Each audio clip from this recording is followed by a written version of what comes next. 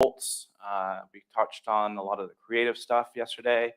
Today we'll probably be getting, well, not probably, we will be getting into some of the kind of more granular areas, and we're going to be talking about some of the tools and some of the products that are being used to be able to pull off some of these events and some of these different attraction exhibits. So to kick things off, I'm going to introduce Mr. Michael Bateman to the podium, and he is going to be talking a little bit about, well, what he does, what they do, and teaching you a little bit about, some of our amazing technology. So, Michael, cool. Off to you, man. Thank you, Jeff. Thank you. All righty. Hello, everyone. Awesome. So, my name is Bateman. This is You Can't Learn It All. So, what should you learn? Programs everywhere. Not a drop to drink. So, who am I? My name is Michael Bateman. This is my cheesy, goofy photo that is on the brochure. I took that at my last job, and I've kept it because I think it's great. I'm a technical solution specialist and trainer at Pixera, which is a media server company. So we make software and hardware. We'll talk a little bit about that later. Previously, I was a production electrician at the Public Theater. I've been a lighting designer for HLB Architectural Lighting.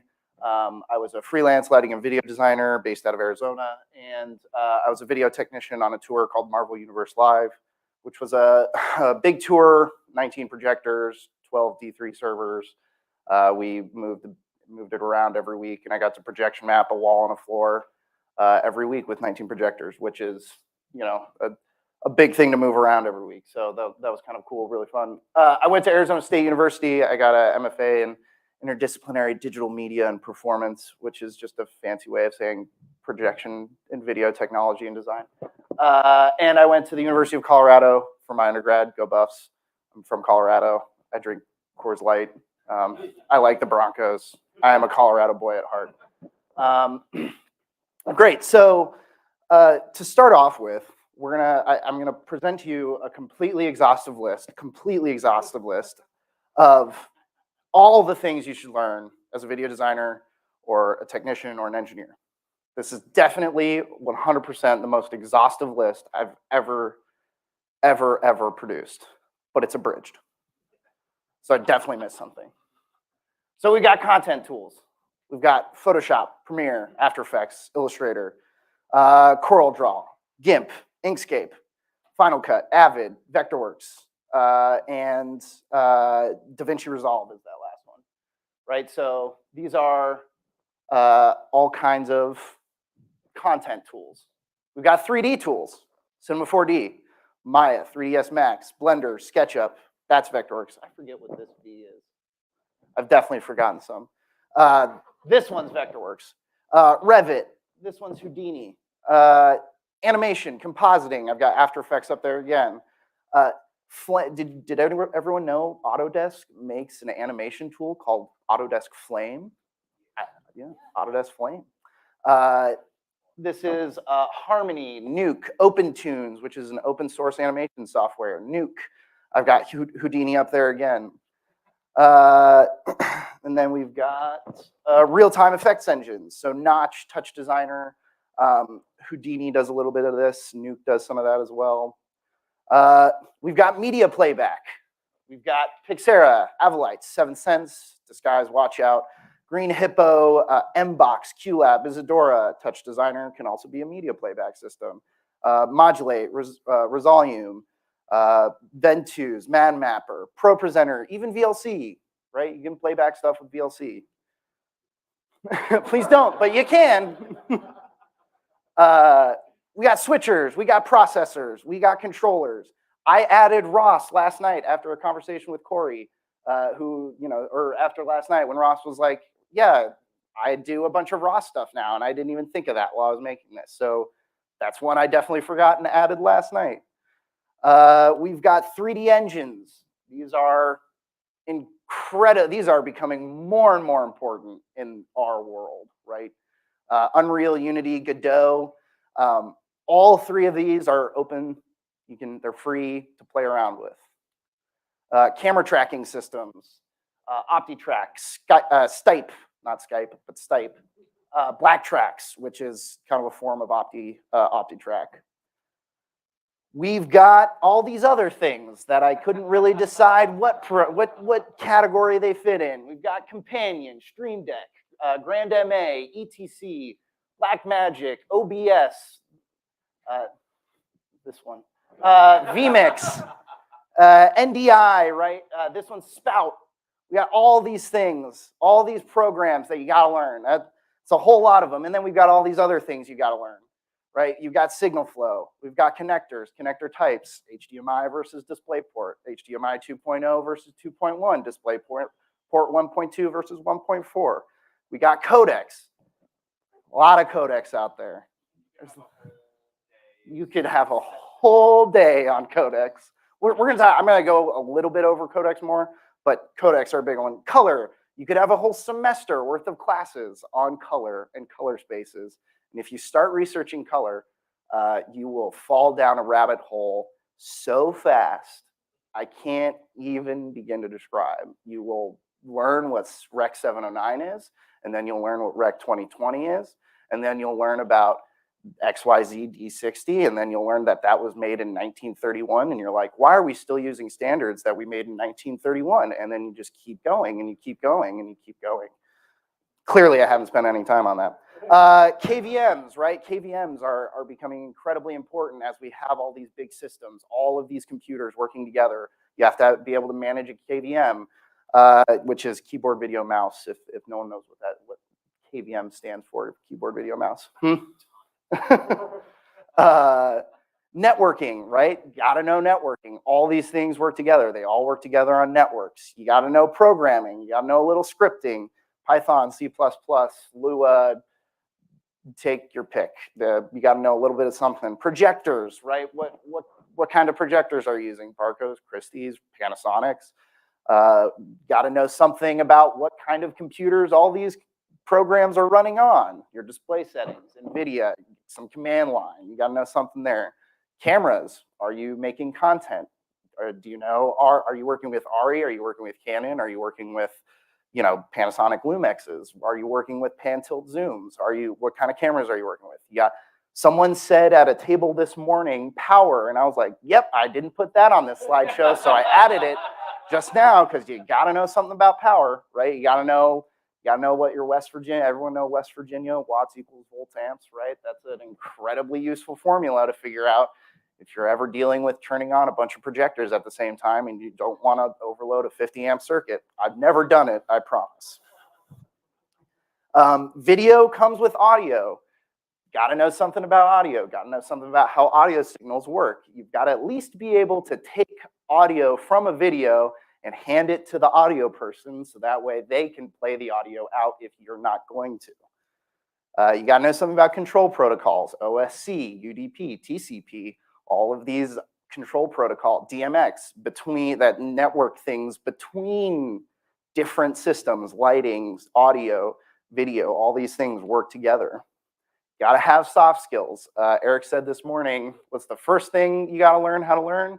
The first thing you got to learn how to learn is not to be an asshole, right? It's a very true story, right? You got to learn how to be a nice person to work with. You got to learn how to interface with people. You got to learn how to, smile and take a note. You got to learn how to take the hits and say, you know what? Thanks for that, and walk away and come back and say, okay, I can solve this problem now. And you got to have some organizational skills. How are all these things organized? Not just in terms of, version 1, version 2, version 2.2, final, for sure final, but also, file structures and, gigs. What kind of gigs are you working? How are you organizing your gigs to make sure that you've got content on the right time? You're programming things at the right time, that everything's happening in time with each other, right? So there's all these things. All these things. And I mean, when you start to stack it up, I mean, it's a lot. It's a lot of programs. It's a lot. And I don't know about you all, but you can't keep it all in your head. It's just not possible. You can't learn it all. You can get pretty close, but you're never going to be an expert in all these things. right? You're never going to be as much of an expert as you are in Cinema 4D as someone else is in Blender. I guarantee it. You just won't be. There's someone who can do more than you can do in one program than they can do in another, right? It's just how it works. So what's the goal, right? The goal of all this, the goal of what we're talking about here, the goal of everything that's happening out at the Luma Festival, the goal of all the things that we're talking about is something that Laura Frank talks about in her book, display the desired content to the proper screen at the correct moment in time, right? That's everything we're doing here. We're trying to get a thing that we want onto a thing that looks cool at whatever time that needs to happen. So how do we get there? When we start to look at, we've got these two things that like, this is one system here that, you know, we take a piece of content that we've shot, we've put it through Premiere and After Effects, we've added a 3D model, we've done some compositing on top of it, we've rendered it out, we've put it on a media server, and then that media server is getting hooked up to an E2 switcher, right? And then that's getting output to some Brompton processor, and then that's going to our wall. And that's one way that things can happen. But then in another world, we've got a camera live input that's coming in through OBS, and maybe we're feeding that into Touch Designer to get some crazy effect on it. And now we're piping that through Spout into another media server. We're taking a 3D model we've made and putting it in Notch and adding some effects onto it, importing that into a media server. And we're taking a big 3D world that we've made in Unreal Engine, and we're putting that into the media server, and then all of that is going into a completely different switcher and then being output to a projector. And that's two completely valid shows that have, as far as I can tell, not a single thing in common between them in terms of programs, right? So where can we start to define what tools we need in order to make these things happen?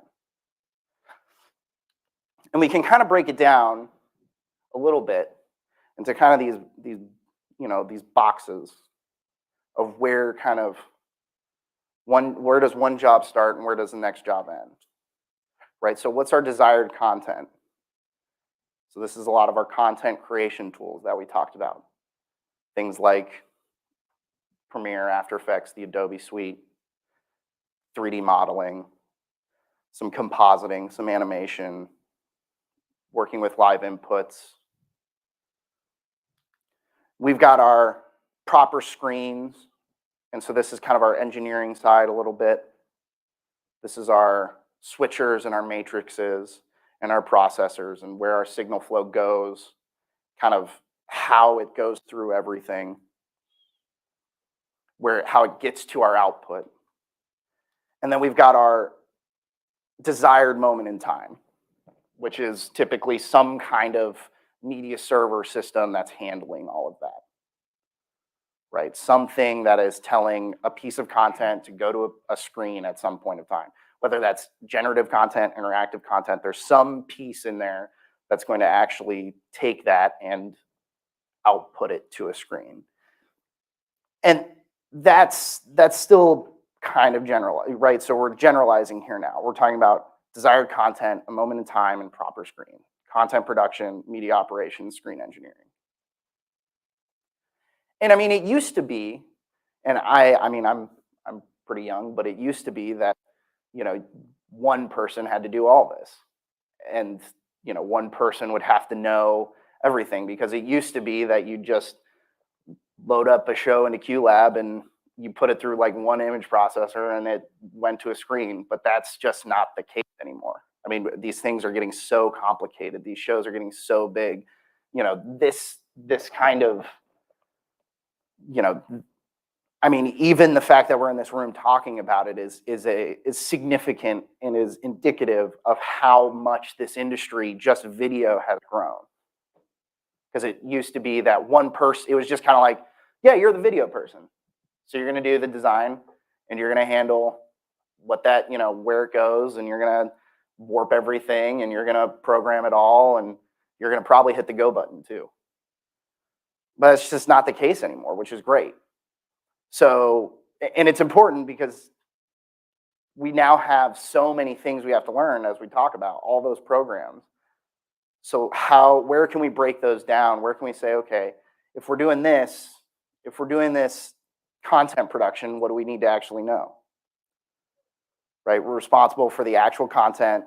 We have to interpret a director's vision. And I'm sure that Mark talked about this a little bit yesterday, and I apologize for not being here, but talked about, how we go from concept to creating some kind of design, what that content looks like. And that's kind of a piece I'm not really talking about in this presentation, is that kind of first step of conceptualization, right? But at some point, whoever conceptualized that is going to have to hand it off to someone to make it, or make it themselves.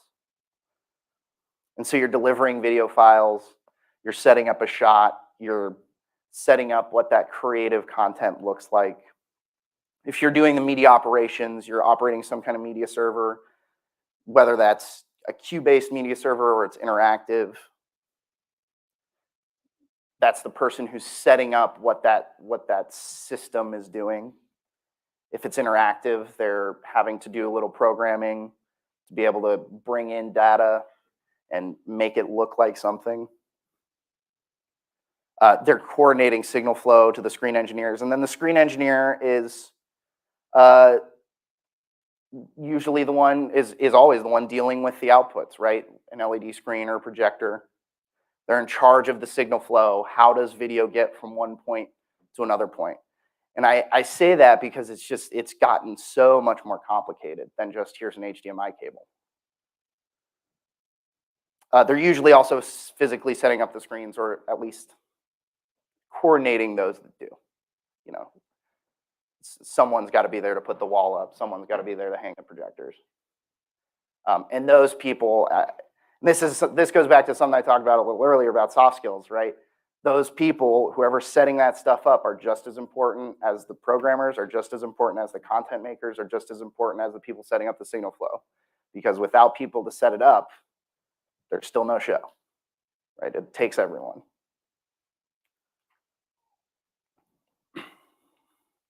So we can see that we've kind of got these boxes here. And if we take that a step further, we can kind of break down a little bit of what those boxes have in terms of what kind of programs fit within those boxes. Right? So if you're a content producer, like I said, you're focused a lot more on this Adobe suite up here. That's been taking $60 out of my wallet for a very long time. Every month it comes. You're working on 3D content, so learning stuff with 3D, learning what the difference between OBJs and FBXs are. What's a UV map becomes incredibly important. When you're working with media operations, what media server? I know someone over here, someone said yesterday, was joking, what media server should I pick? I mean, the answer is whatever's right for the job, right? What's going to be right for this job. And then in the screen engineering side, we've got matrices and switchers and processors and anything that's actually dealing with the final output of that show. But what about these, right? Where do some of these fit? Do they fit with the people dropping weights on our head? Maybe. Right? I can think of, let's just take NDI as an example. NDI it definitely deals with content. It deals with things coming in. Kind of deals with where things go at the right time. Right?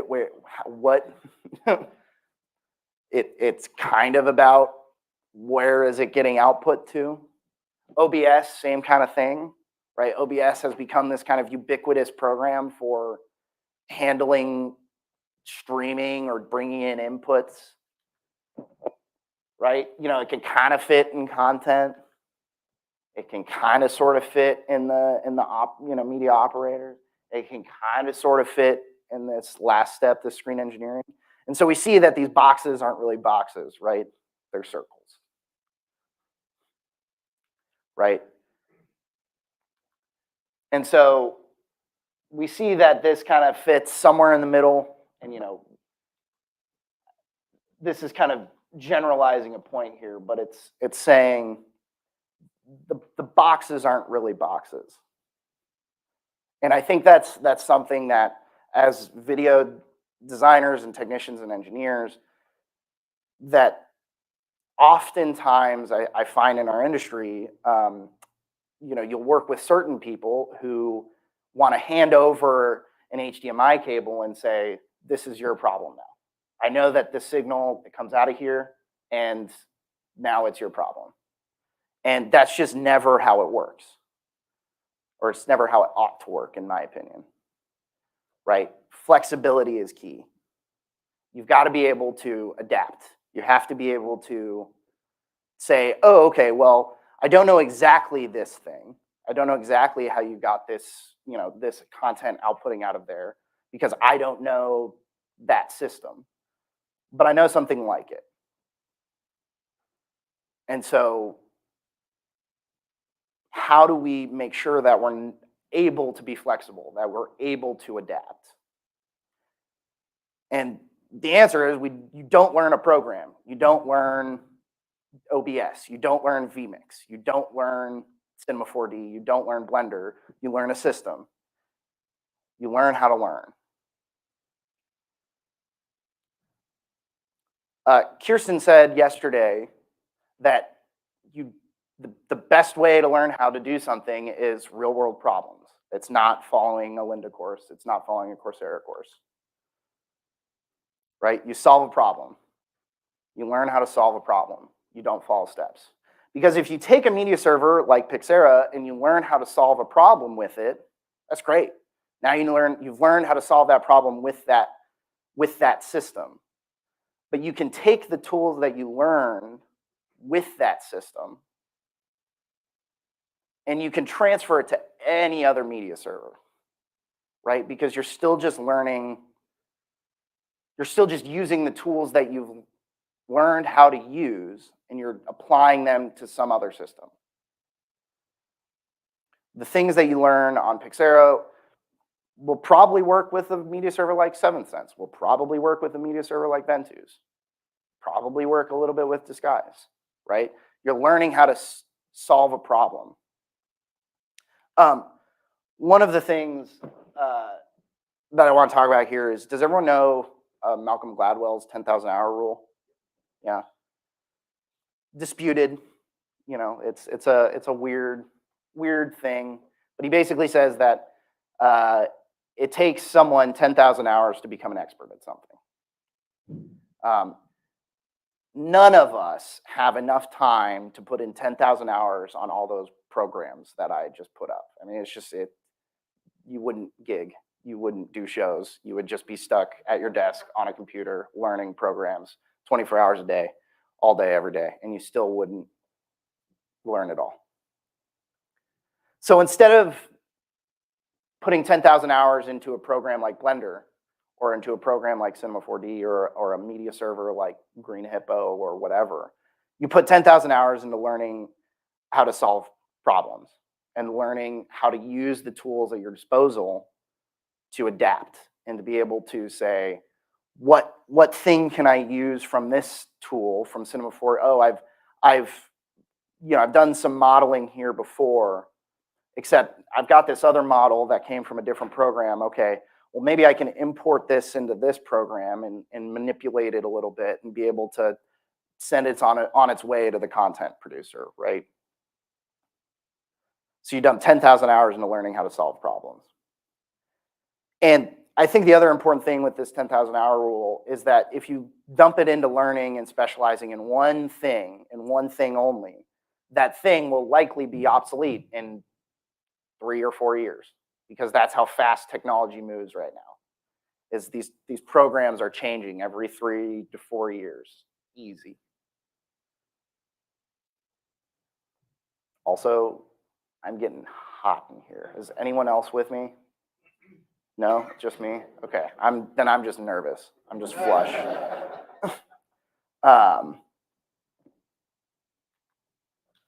Right, solve problem, don't false step. So most importantly, and forget who said this yesterday, but someone said it.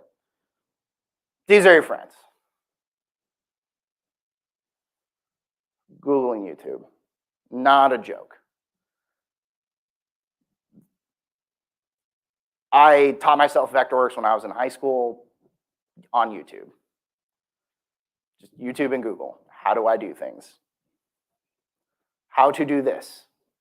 Oh, okay, well that search didn't bring back anything. Okay, well how to do this other, how do I, when I was learning to 3D model, and I don't know it very well, but I was learning through Blender, and at the time, Blender was not the program it is now. I mean, Blender right now is like this incredible piece of software.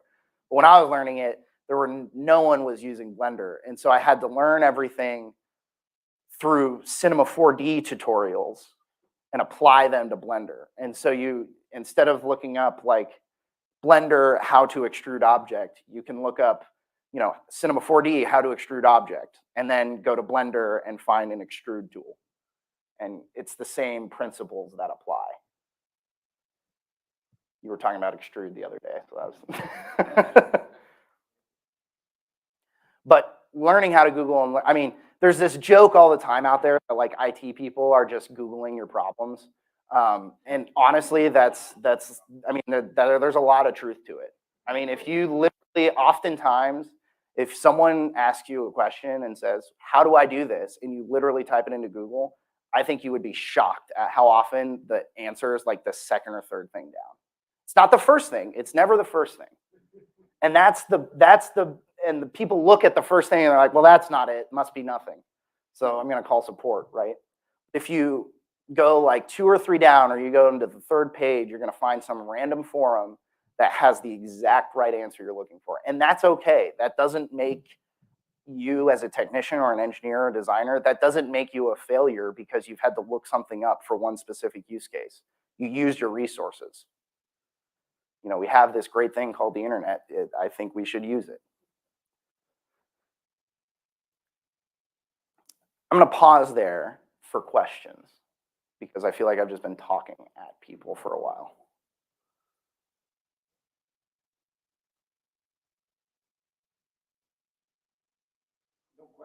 No question. There's a study that was done that said a pause of 10 seconds is what's needed to allow people to formulate questions. So sometimes the silences will feel a little longer. But I have good news, everyone. I'm not just spouting bullshit. I'm not just standing up here and saying things. This is based in science. I'm not a scientist in this field, but there is a lot of science on this topic of learning how to learn, this topic of not just becoming an expert in one thing. There's a woman named Barbara Oakley. She teaches a class called Learning How to Learn on Coursera. It's free. It's not long. And she wrote a book called A Mind for Numbers, which I really want to read. I haven't read, but it's where a lot of her research is kind of collected. And she talks about this thing called chunking knowledge. And so when I'm talking about, well, if you learn a little bit of one program, you'll be able to apply that to a bunch of different things. What we're actually talking about is that chunking, right? Your brain starts to recognize patterns in how to solve these problems. And it'll say, oh, I haven't seen this specific thing before, but I've seen something that looks kind of like it. And it'll be able to actually pull from your memory the thing that kind of looks like this new problem and adapt to it. She talks about this thing called focused versus diffuse mode. This is this idea that you can't just sit at a computer screen and force yourself to solve a problem for 8 hours. You need to actually stand up and walk around and go do something. There's this great anecdote she has, whether it's true or not, about how Thomas Edison would work, and then he'd sit in a chair and he'd hold like something in his hand, and as he nodded off to sleep and it fell, he would remember something and be able to work again. And that's that idea of you can focus on something for 25 minutes, and then if you go walk for 5 minutes or walk around or sit on the couch and just kind of relax for 10 minutes, your mind starts to think about whatever problem you were working on and adapt it and think about it in a different way. Again, not a scientist in this field, total disclaimer. But the science is out there and it does exist. Sleep is important, as it turns out, to learning. I'll say that again. Sleep is actually important to learning and figuring out new things. So when we as technicians are up till, 1 in the morning, 2 in the morning, and then back in for notes at 8 a.m., you're probably not giving your brain a very good time to rest and to learn. It turns out exercise is also very important for learning. So things like walking, running. I mean, it doesn't need to be a lot of exercise. It just needs to be something and that has to do with that focused versus diffuse mode of thinking.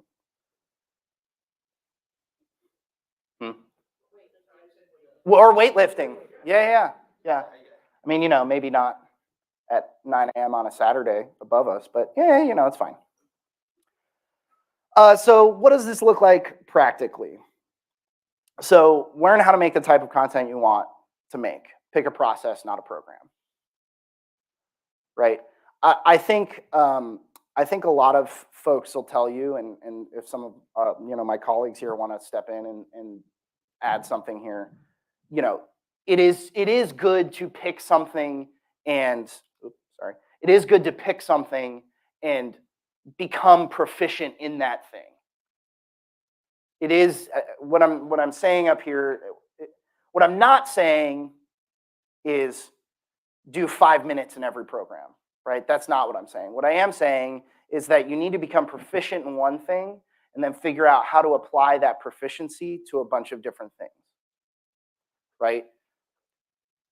So if you pick something like Photoshop and you become proficient in Photoshop, you'll be able to take those tools that you've learned and apply it to something like even DaVinci Resolve, which is not the same suite of, it's not the same software manufacturer, right? Taking something from Photoshop to Premiere to After Effects to Illustrator is generally pretty easy, even though their shortcuts and hotkeys aren't the same, and they'll annoy the crap out of me till the day I die. But you can take those tools and apply them to other suites of software, because every content tool out there has a Bezier tool. And learning how to manipulate Beziers is key to understanding all kinds of different things, right? It's key to understanding animation. It's key to understanding how to make masks in media server programs. It's key to understanding waveforms, right? What a Bezier curve is and how to manipulate those handles. I mean, I didn't learn until way too late in making content that if you're in like Photoshop and you click a bunch of times with a Bezier tool, with the pen tool, and then you hold Alt and click, you can actually move one of the things like automatically. You don't have to go back in with the direct selection tool. It's a good little nugget. Yeah, listen, the Alt key when you're playing with the pen tool, very, very useful. Didn't know that until way too late. You want to learn some kind of 3D modeling if you're working on content, because UV maps are super, super important. You've got to understand how UV maps unwrap, and that's another whole day that you could have on what a UV map is. And that's not really what this is about, is teaching what UV maps are. But you need to understand what a UV map is, how content wraps onto a 3D object. Because that's how you make content for it. Cameras, codecs, color spaces, also incredibly important as a content producer. Because at some point you're going to shoot some content. Eventually, as a student, I think as a student, I really took for granted how easy it was to say, oh, well, education, free use. Fine. You can just kind of take content from anywhere. But eventually you're going to have to shoot your own ink drops because the ones that you want are too expensive. Right? If you want some cool fade to happen, you're going to have to get out your own camera and put it on a, some kind of white box and shoot your own ink drop effect. Like I said, we're going to talk about codecs in a little bit. If we're doing real time, this becomes a little bit different, right? Real time content, I think, is a little different than just content playback. 3D and UV maps, I think, become way more important because a lot of real time content has to do with interfacing with 3D worlds. And you need to know a little bit more programming typically. Python's a good place to start.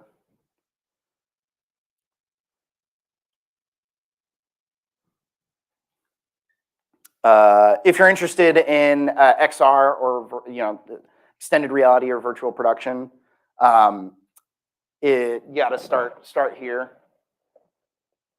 And Connor tells this anecdote all the time, but I mean, there are people out there right now that are just out of school making a ton of money because they know even the very basics of Unreal Engine. I mean, a ton of money because they know how to move a tree around in Unreal Engine. And do I think Unreal Engine is going to be the thing for the next 10, 15 years? No, I think something else is going to come along and usurp it. But that thing is still going to have a lot of the same tools that Unreal Engine had. Because in order to usurp the thing, you've got to have at least some of those tools available. And you probably want to start learning a little bit of, some camera tracking. Start getting into that.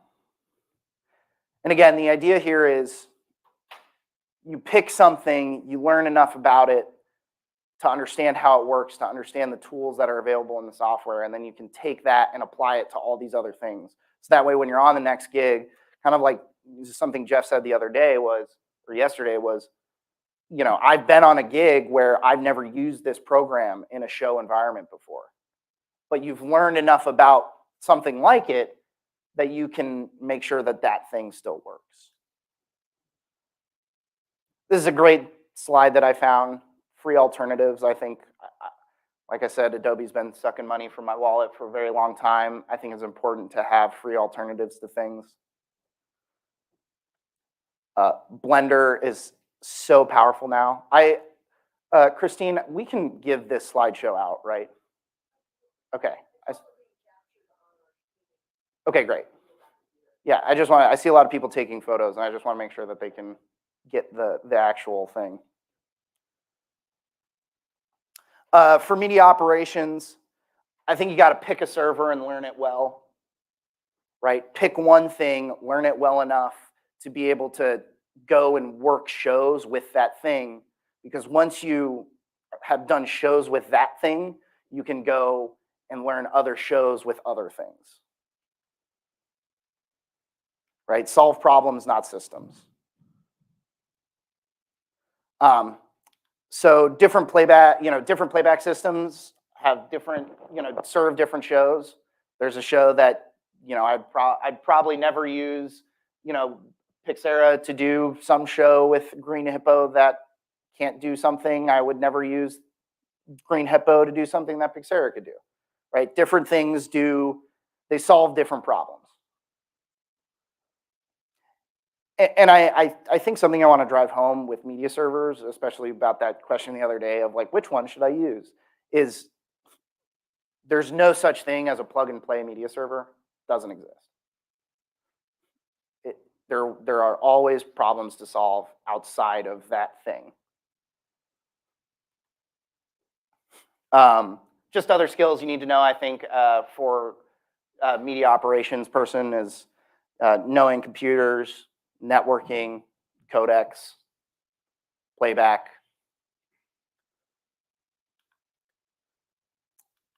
For screen engineering, learning signal flow and learning it well, right? Hertz and frames per second run the show, quite literally. This is incredibly important, especially as you get into LED walls. What frames are your content coming in at? What frame is your wall, what frames is your wall running at? What's your output? Are you doing a projector? Are you doing a wall? Are you doing a bunch of displays? How to build a rack. Where are all your connections? What is everything connected to? Does everyone know about ConnectCAD? So Vectorworks bought a program bought a plugin, I think is what it was originally, called ConnectCAD, which is it was a plugin that someone made to be able to basically make system diagrams in Vectorworks. And so Vectorworks has now purchased that, and they are working on integrating it into Vectorworks. I say working on it because it started pretty rough, but it's gotten a lot better in the last couple of years, I think. So ConnectCAD is really, really important. Networking. Stream Deck and Companion app are, I see them everywhere now. A lot of these matrices and these image processors all can interface with Companion. Which, does anyone not know what Companion is?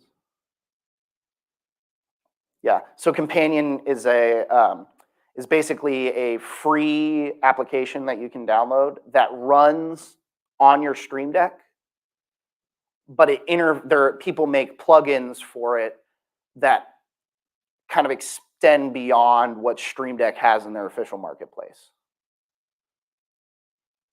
So you have to jump through a lot of hoops to get something to be officially on Stream Deck's marketplace and do everything. So Companion is kind of another way into the interface of what a Stream Deck is, and a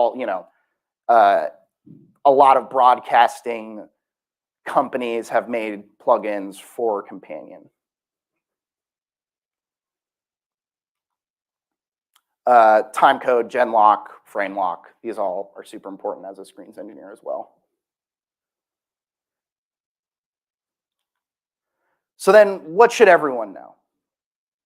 I think this is, going back to that thing of, well, it used to be that you had to know a little bit of everything. And I do think there's still some truth to that. I think every video technician or designer should know at least a little bit of everything. Networking. If you are a content producer and you don't know how to use NDI to be able to put After Effects up on a wall,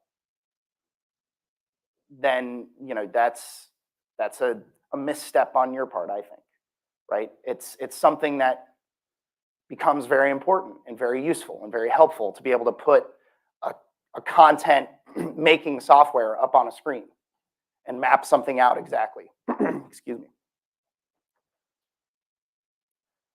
Right, so networking, incredibly important. Codecs. Again, you could have a whole day on codecs.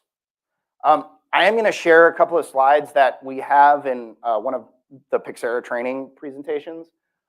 This is a super, super useful graph, I think, for just how codecs compare to playout, image quality and playout capability, right? So, we're not going to go over all these, but, Notch LC is a pretty high quality image with pretty good playout capabilities. HAP has really good playout, and it's maybe, you can usually get banding. You can usually get a lot of banding with HAP. So Notch LC is kind of taking out. Notch LC is like the future. I will hammer that. It is It's a really, really cool codec.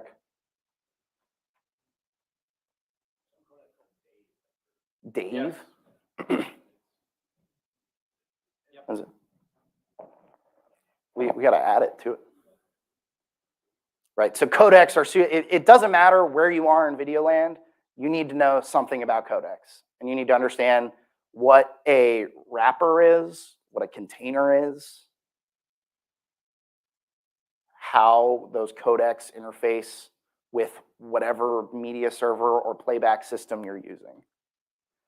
This is just kind of a codec performance chart. You know, this is just based on kind of anecdotal observation. But again, it's a super useful slide because it says, okay, if you're trying to play out, you know, a bunch of PNG sequences, you need a lot of CPU power. You know, if you're trying to play out HAP, you can get away with less CPU and a little more solid state read-write speed. If Notch LC were on here, it would have a pretty good yellow chunk, a pretty big gray chunk, and then a pretty little white chunk for CPU. So codecs, super important. What else should everyone know? Enough of a 3D program to be dangerous. And when I say dangerous, I don't mean like be able to ruin something. I mean be able to know when you should call in backup. Right? Know when your knowledge has reached a limit and you can say, okay, I don't know how to do this thing. I need to call in someone who does. But you need to know enough to open an OBJ in Blender because Blender is free. And Blender has become, and I keep saying this because like when I learned Blender, it was like this little crappy freeware program that someone was trying to make. And in the last like 4 or 5 years, it exploded into a easily comparable to Cinema 4D. I found this cool chart. I think it's really neat. Everyone know about the left-hand, right-hand thing, right? This is about XYZ axes. I kind of want to mention here this enough of a 3D program. We'll talk about poor little Unreal down here with its Z up for some stupid reason. So Unreal, I don't know why. I don't understand, but it's the only one. Anyway, at this point, with where content making is going and where engineering is going and where media is going, Unreal is too free, too well funded, and the education programs out there are too easily accessible for you to not know a little bit about Unreal. It's incredibly important from content making, media server playback, screens, engineering, because some people are using Unreal directly as a media server playout, right? They're not even using a go-between. They're just playing content straight out of Unreal to a wall. Or as a broadcaster, yeah, you know, it is free. I mean, they offer it for free, and their education, like their education programs online, are totally free and quite good. So you got to know how to open it up and poke around. Soft skills. This goes back to what Eric was talking about, right? You got to learn how to not be, you know, got to know how to be nice to work with. I would say most of the people who hire someone here, 9 times out of 10, they're going to hire the person they like working with over the person that's maybe a little bit better at their job, but is a pain in the butt. Right? If you are a nice person on site, is more likely that people will come back to you. General IT skills, NVIDIA device manager, being able to just troubleshoot a computer. EDID, you need to know what an EDID is. Again, maybe not the class to get super into the specifics there. And then troubleshooting, right? Learn your basic troubleshooting. Know where to start at one point in the signal. Eric, I think you brought this up yesterday too. You know where to start at the signal and be able to troubleshoot where that is. I'm almost at time, but I want to play, there's this great scene that is like one of my favorite scenes from Apollo 13. Has everyone seen Apollo 13? Great movie. So this is a scene where they found out that something's wrong. There's a new problem, right? We have a situation brewing with the carbon dioxide. We had a CO2 filter problem on the lunar module, 5 filters on the limb. which were meant for 2 guys for a day and a half. So I told the doc, They're already up to 8 on the gauges. Anything over 15, and you get impaired judgment, blackouts, the beginnings of brain asphyxia. What about the scrubbers on the command module? they take square cartridges. The ones on the limb are round. Tell me this isn't a government operation. This just isn't a contingency we've remotely looked at. Those CO2 levels are going to be getting toxic. Well, I suggest you gentlemen invent a way to put a square peg in a round hole. Rapidly. Okay, people, listen up. People upstairs handed us this one, and we gotta come through. We gotta find a way to make this fit into the hole for this, using nothing but that. Let's get it organized. Okay, let's build a filter. Better get some coffee going too, someone. Right? So sometimes you gotta figure out how to make one thing fit into another thing. You gotta figure it out, because when you're on the job site, you're not gonna be able to completely redo a bunch of content. You're not gonna be able to completely redo something. My other favorite scene from Paul 13 is this one, when it comes to Quiet troubleshooting. down. Quiet down. Let's stay cool, people. Procedures, I need another computer up in the RTCC. Want everybody to alert your support teams. Wake up anybody you need, get them in here. Let's work the problem, people. Let's not make things worse by guessing. Work the problem, right? Work the problem. I think in so many situations when you're on a job site and people are stressed and people are, ready to jump down each other's throats because something's not working. Everyone's pointing fingers. No, this is your problem. This is your problem. Yours is your problem, right? No, it's our problem. Work the problem. Don't point fingers at each other. Don't try and just hand it off and say, well, it's coming out of my thing. Okay, it must be your problem, right? Pointing fingers will not get the issue solved, because then it becomes you versus me versus the problem instead of you and me versus the problem. And that's what we want. We want us versus the problem, because we can figure it out on the other side whose fault it was, and we can make ourselves better afterward. But if we just stand there and point fingers at each other, then the problem never gets solved. All right, I think that's time for me.